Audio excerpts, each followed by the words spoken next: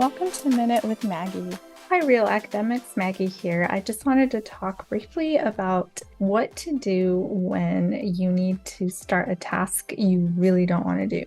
So that could be writing, it could be research analysis, it could be editing, it could be non-writing related, it could be getting ready for class or grading or even cleaning or packing. So I'll just throw those in. So what I do is I like to set my timer on my phone for 5 minutes and then ask myself, can I tolerate this task for 5 minutes? And the answer is usually yes.